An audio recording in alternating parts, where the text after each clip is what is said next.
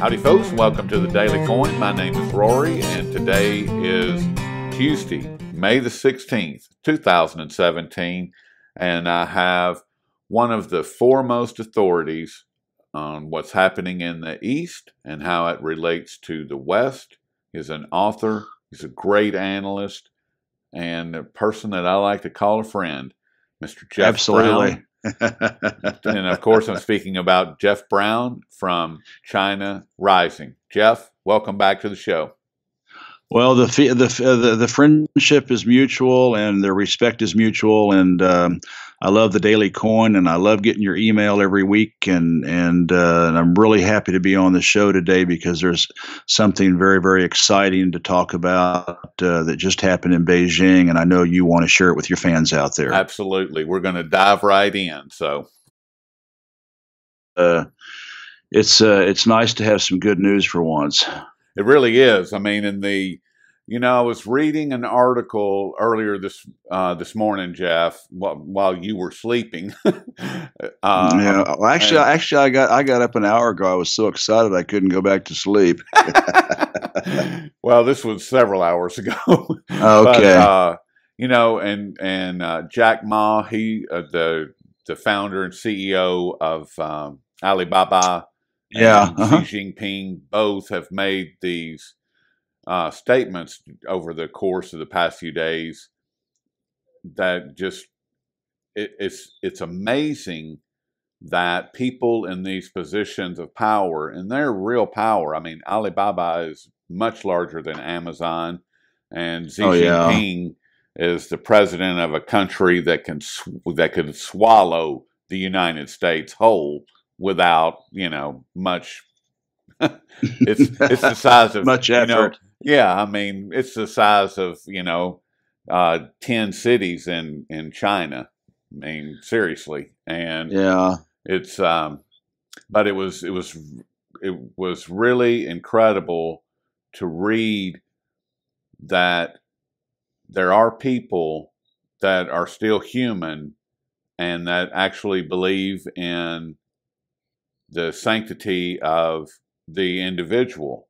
I mean, well, not only the sanctity of the individual, Rory, but the sanctity of governments. That China should be allowed to do what it wants to do. America should be allowed to do what it wants to do, and there should be no outside interference. So it's not only at the human level; it's at the governance level too. Non-interference. That's such a huge deal. Yeah, this is what President Xi Jinping said during the One Belt, One Road meetings that just took place. And we're going to get into that pretty heavily here in just a second. And this is a direct quote. "We have no intentions to meddle in the internal affairs of other countries via bringing our social system and the development model or by imposing our will on other states."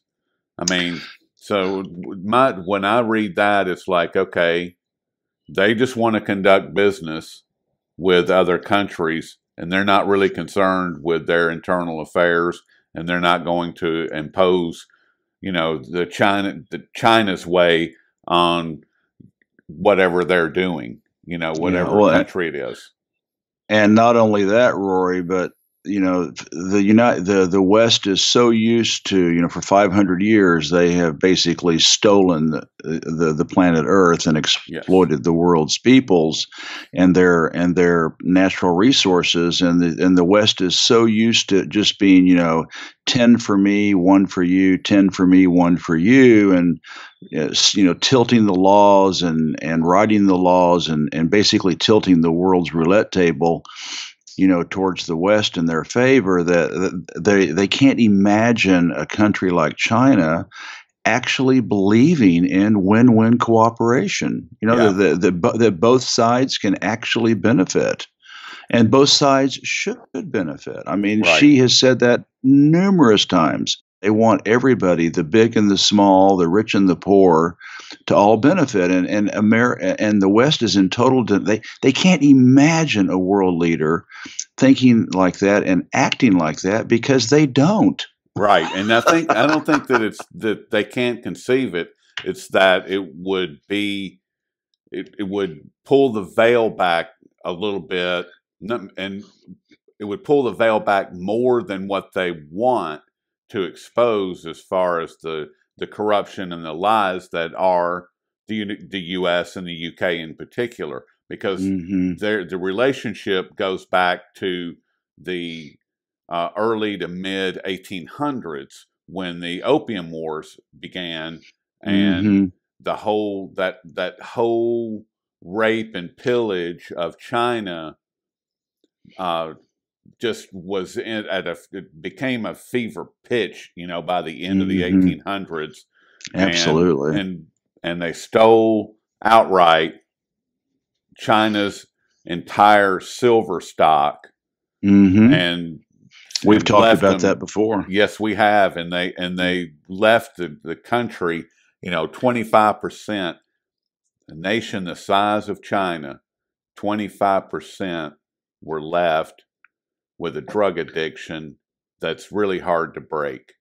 I Yeah. mean, that's devastating. When you're talking about millions and millions and millions of people that are now Addicted to addicted. opiates. Exactly. I mean, it's just, and it goes back to one of probably the very first conversation that you and I had, and coined the phrase, China wants to conduct business and the U.S. wants to conduct war. War. I mean, Yeah. and that's what it comes down to. And Yeah. the U.S.'s business model is war, and And everybody else. China, well, at least China's business model is trade and commerce. Let's do a deal. You Let's know, do a deal. let's build something together. And I want to read this, and these two quotes I found over at a website called the Duran. It's a great Yeah, yeah. website. It's a pretty good website. Yeah, and this is a quote from Jack Ma, the president and founder of Alibaba. And what he said was, the greatest difference between the Belt and Road Initiative and general globalization lies in the inclusion of young people, women, smaller enterprises, and developing countries. It Yeah. aims to reach more people. This is both a responsibility and an opportunity. I mean, And I, he's China's richest man. exactly. Yeah. I mean, and that's one of the largest companies in the In the world. world. Yeah, yeah. Well, actually, his competitor Tencent just broke into the top 10 with their WeChat platform. But Alibaba's, I think, Alibaba and Taobao, his big Amazon type platform. I think he's number 11 and number 12 now. But the Chinese companies are just, at least in terms of, well, and also right now the yuan is being hurt because it's devalued at 6.8. Earlier it was, 6.1, 6.2. So at a more favorable exchange rate, there would probably be another couple Chinese companies in the world's top 10. But yeah, these are massive corporations. Yes, and I wanted to get you back on as quick as we did, because when we ended our last conversation, you had mentioned the One Belt One Road uh, conference that just wrapped up. It was Yeah, yeah, conducted on yeah. the 14th and 15th, Mm-hmm. and while we're getting some reports over here, was hoping to get right from the dragon's mouth, and see what is being said in China regarding the meetings. And what I've learned, Jeff, before I turn you loose, is that there was about 100 countries in attendance, and the One Belt One Road initiative has grown from approximately 56 nations to 77 nations, but Mm-hmm. yet there were 100 or more that were in attendance. So that's Everybody was there basically except for the United States. So First off, it's gone through many yes, name permutations. yes, it At has. first, it started out as the New Silk Roads and the Maritime Silk Roads, and then it went to One Belt, One Road. And the latest permutation, and probably the one that's going to stick, is the Belt and Road Initiative, the BRI, and then the BRF was the Belt and Road Forum. This is all due to the fact that translating from Chinese to English can be a little bit stilted.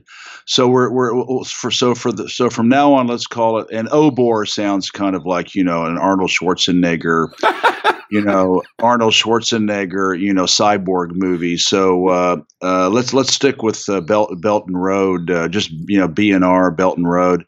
Anyway, back in 2013, Chinese President Xi Jinping was in Kazakhstan with President Nusrallah Nazarbayev, and they talked about this idea. Kazakhstan's in the middle of Asia. It's as big an area as Western Europe and only has 18 million people.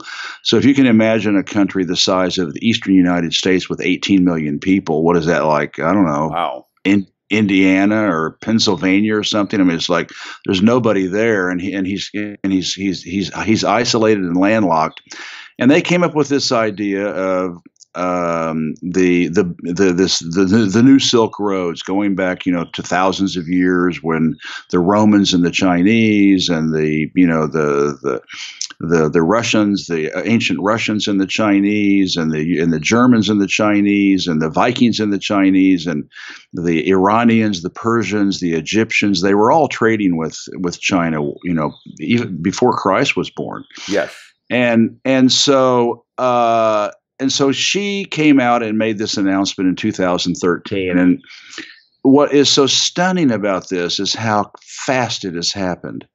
And so he basically, the whole concept is to interconnect the Eurasian continent.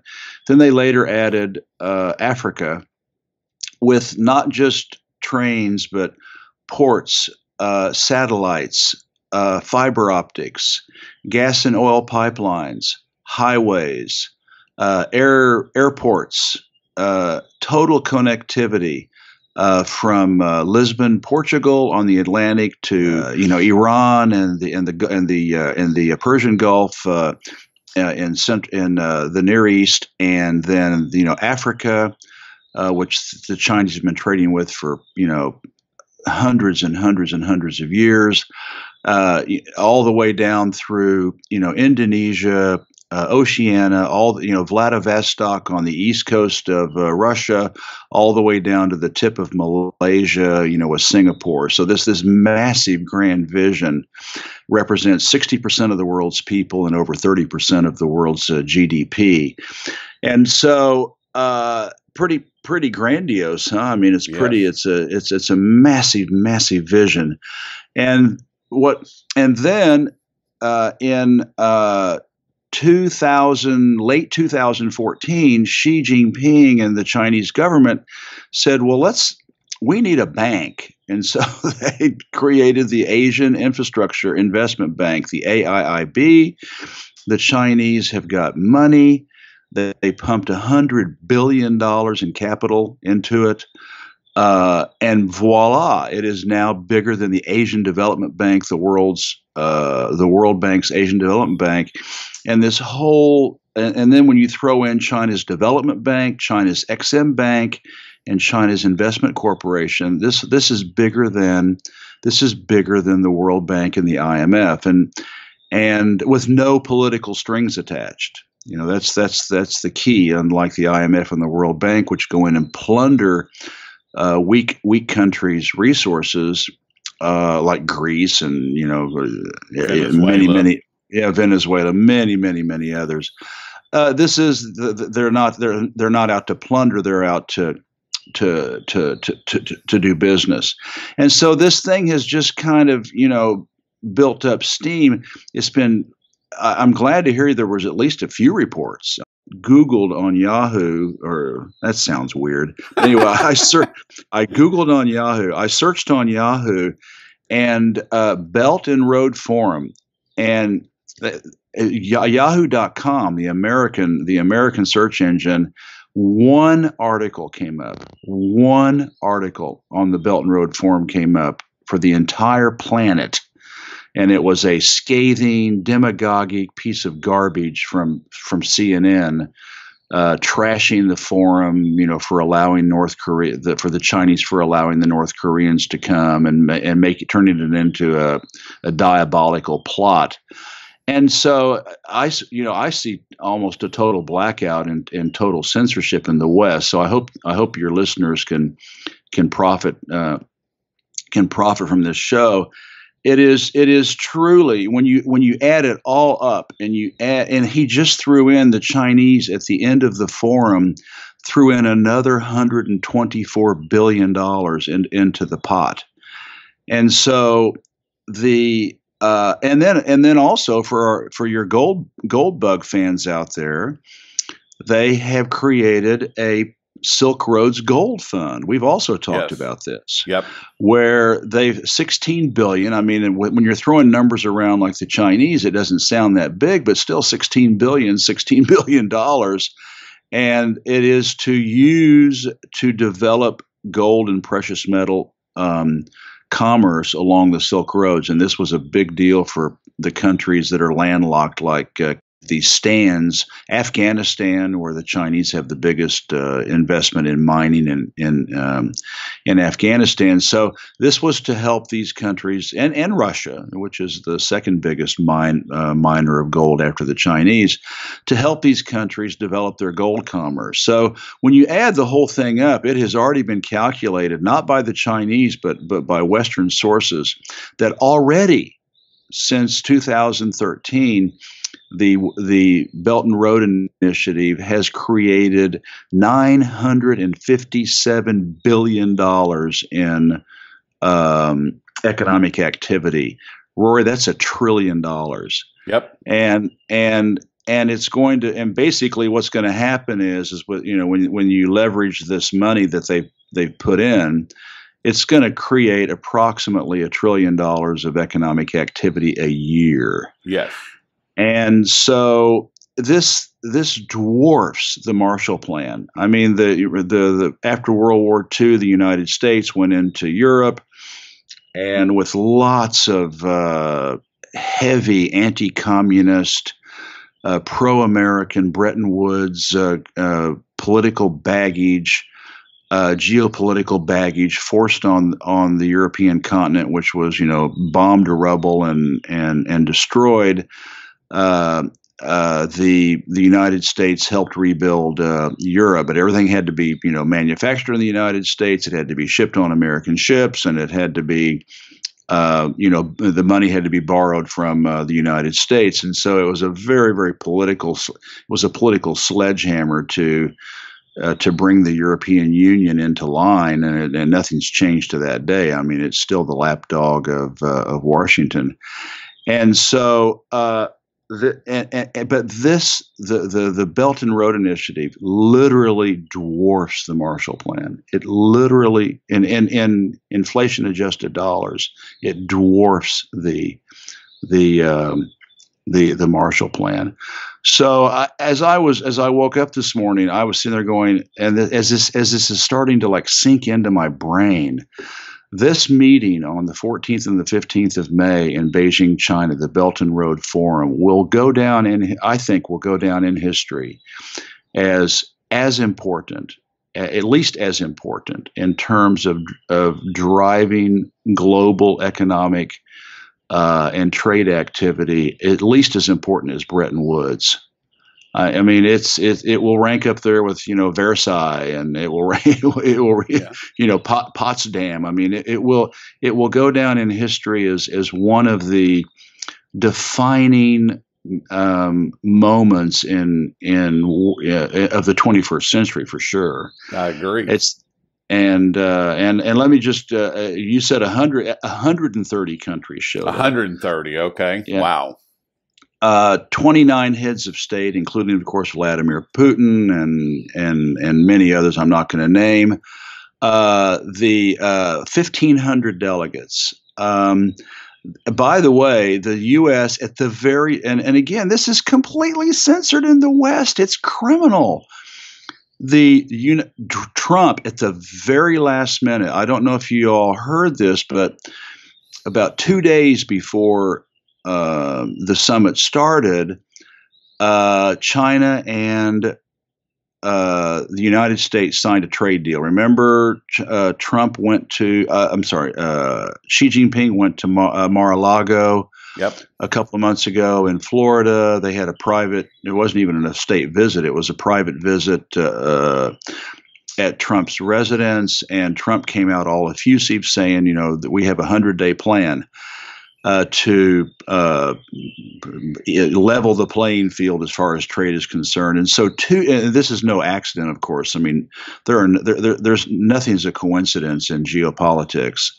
And 2 days before the summit, I should say forum, the United States effusively announces that they signed a deal with the United States, and credit agencies can come into China now. Credit cards like Visa and MasterCard and American Express can come in. I mean, these are big concessions. The investment banks can start doing IBOs for Chinese companies. I mean, these are big policy changes.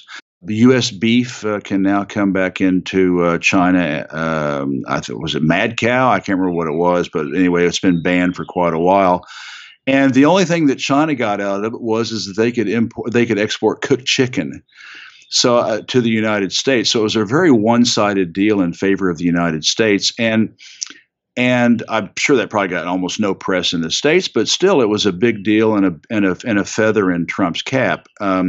And more is going to happen. I mean, they're still negotiating and coming up with deals to work together. This would have never happened with Hillary Clinton. I mean, we would be building thermonuclear, bomb shelters if Hillary Clinton had been elected. Yes.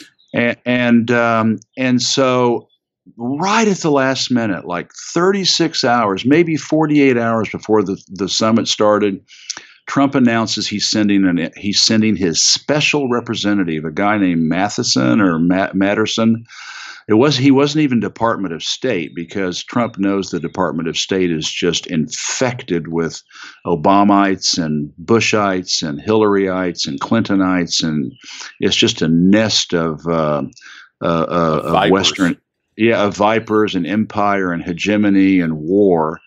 And so he sent a small delegation, and that was amazing. And they actually the Americans left with a very positive message that they support the Belt and Road Initiative, and that the United States wants to play a part. That, Rory, is amazing, and that would have never happened under Hillary Clinton. No, it sure would not have. I mean, Dave Kranzler and I, we did our Shadow of Truth show earlier today, and he was telling me before we began recording that Caterpillar and Halliburton are both wanting in on the Belt and Road Initiative, which is, that was the first that I'd heard of it, and this is the first that I'm hearing of an American delegation being in attendance. Because they were there. They were there. To me, that's pretty amazing, because I didn't think that. I mean, under Obama, it was hands off. We ain't touching it. We're not having anything to do with the AIIB. We're not having anything to do with any of that. I mean, and the AIIB, that bank, is directly tied, as you pointed out, directly tied to the Belt and Road Initiative, period. I mean, one wouldn't happen without the other. Yeah, exactly. So for the United States and the UK, I think are the only, or Japan, are the only two Western countries that are not members of the AIIB. Well, no, actually the UK, Rory, if I can respectfully correct you, actually it was the UK that broke the Western Dyke on the AIB. Because London is the financial center of the world. I mean, at least the Western world. I mean, this goes back to the Rothschilds in the 1500s. It was actually Britain that broke the Western Dyke and joined the AIB, and to the shock of everybody. Yes, I And remember and that. and after they did that, then all the Western countries except the United States and except Japan, they're about the only two that are left. Maybe Antarctica. uh, maybe the Falkland Islands, but virtually, I mean, it's almost 100. 50 to 70 countries. I can't remember, and a whole bunch of them are being added. 9 were added at the forum. It's rapidly approaching 100 countries. And South America. I mean, there was a South American delegate. The Venezuela was there, Ecuador was there, Peru was there, Chile was there. I think Brazil was there. The Chinese are working with the Latin Americans, to build a canal in Nicaragua. Yep. To rival the Panama Canal. It's going to be a lot. It's going to be a lot bigger, and it's going to be wider, deeper, and obviously a lot newer. Yeah, and they are literally working with Ecuador to drill a hole through the Andes Mountains, or is it Peru? Maybe it's southern Peru. But anyway, right along that corridor there, to build a train line from the Pacific coast into the into Brazil, so that Brazil can export all of its commodities directly through the Pacific and not have to go through the canals. Wow. And even President Michelle Bachelet, she said here in Beijing, let's build a massive fiber optic communication cable from Beijing to Santiago, so that we can connect Latin America and Asia together and communicate and work together. I mean, it's like peace. It's like peace is breaking out all over. It's just that's why I'm saying the more I think about this, now that I've had 24 more hours to kind of sit and think about it, this initiative and this forum, and they already scheduled the next one for 2019. So now it's going to be a biannual thing. They, Davos, the whole Davos, the glitterati and the Illuminati of Davos was there. They signed on. I mean, everybody's piling in onto this thing because it's unstoppable. Right. And let's just hope that after 8 years of Obama and the war party, and unfortunately I think the war party is still in power in Washington, but at least Trump's making it interesting. Trying to do some of his own stuff, his own initiatives. He did send this delegation, which was really gutsy on his part. When the military is talking about spending $54 billion more to park off the coast of China. If America and Japan will join the AIB, some great things could happen in the world. And if the United States will just accept that China, that this is a deal that they can be a part of, and not have to, control and manipulate and dominate and exploit and, divide and conquer and, pitting one against the other and stealing. If they can get beyond, the imperial colonial, model, there's so much that there's so many good things, Rory, that could happen in the world. And, thank God Trump got elected. He's no angel, but, he's not Hillary Clinton either. And so if he can just work around the as you said, the viper infected Department of State, he basically he turned the the military, the Department of War, loose in Syria and in the Middle East, which is crazy. But I think he just did that to give him some meat and some bones to chew on, where while he tries to mend ties with Russia and do deals with China. So I'm very upbeat. It's just there's a lot to be said here, and I think we can, for once, I don't want to sound like all of our shows are so negative, but for once, we have something really positive and synergistic and holistic that we can think about and dream about.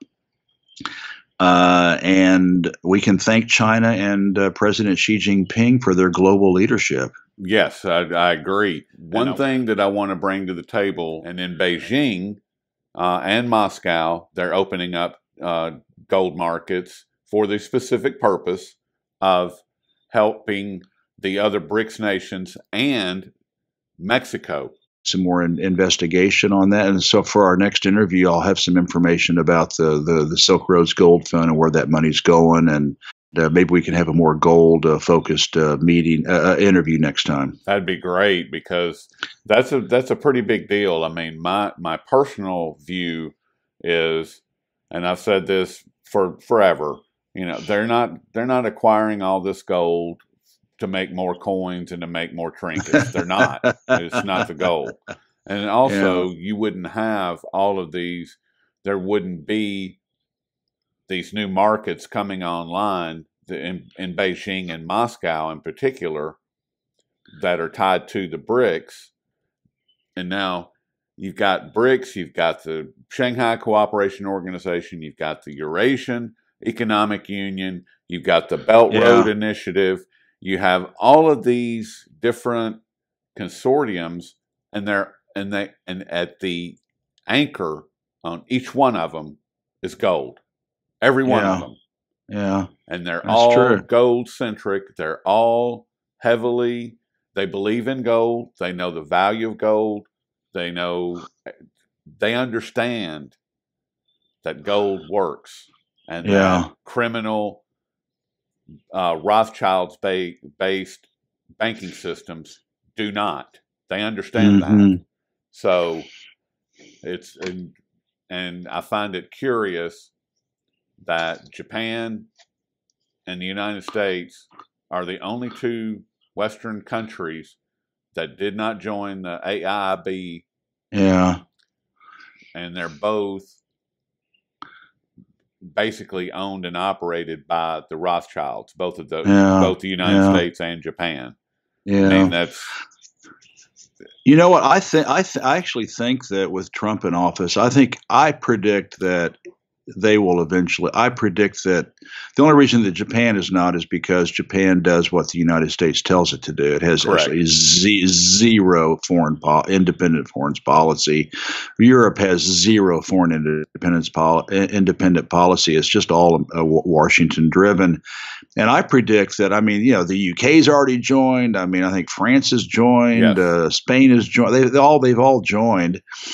And I think even Germany joined. And so eventually the United States has to join. It's at this point they look foolish. And so I think what's going to happen with Trump in office, they will join. It might even be part of the 100-day plan. I don't know.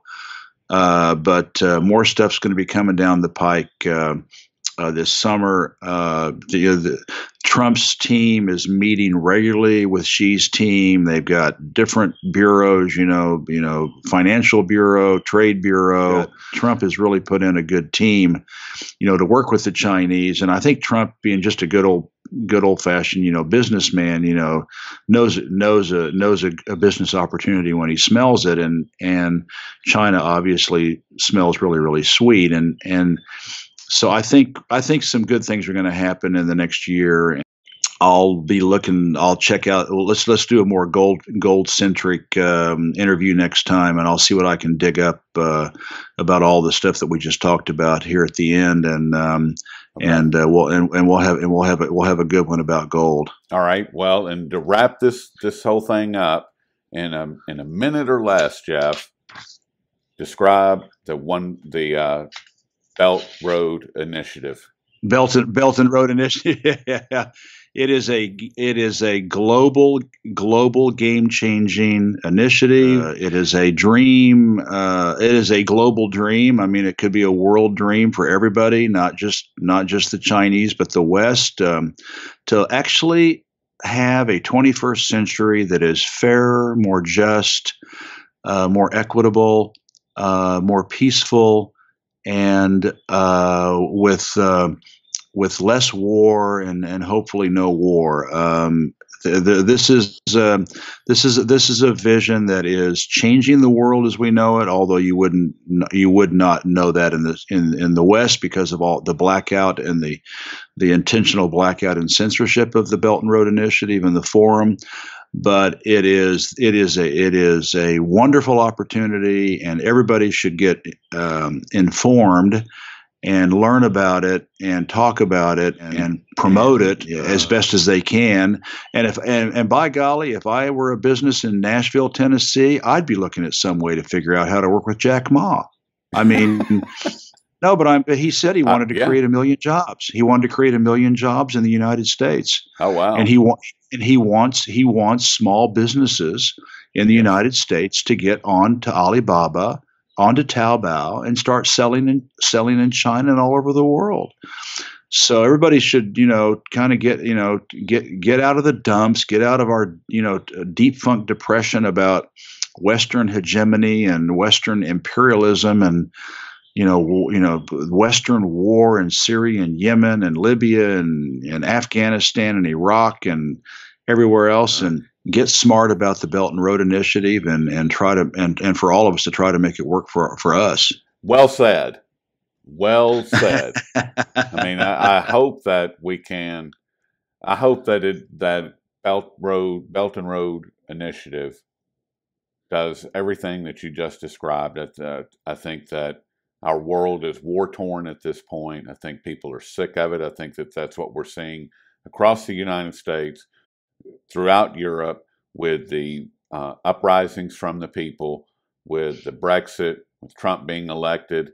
Unfortunately, France. Let's not get into that was, well, I still question whether or not that election was legitimate or not. It was too large a victory. By the Rothschilds owned Macron. And I think that people are just tired of it. People are sick and tired of these criminals and these corrupt governments, these corrupt banking systems working hand in glove with the large corporations to keep the people enslaved. People are waking up to that, and they're sick of it. And I'm willing to give the Chinese a chance. I've been told all my life they're the yellow devil and all this, all this propaganda nonsense. So there's a huge wall that has to be climbed for the West in order to be able to see that it's just about business. We don't care about what you do at your house. We're not concerned with that. Or what you do in your halls of government. Exactly. I think I'm willing to give that a chance. I mean, I am too, and I hope your fans out there can start getting educated and informed and get away from Yahoo and Google and start looking at some alternative sites like yours and mine and get smart and get positive and come up with a game plan for the next 10 years, because I can guarantee you the Chinese already are.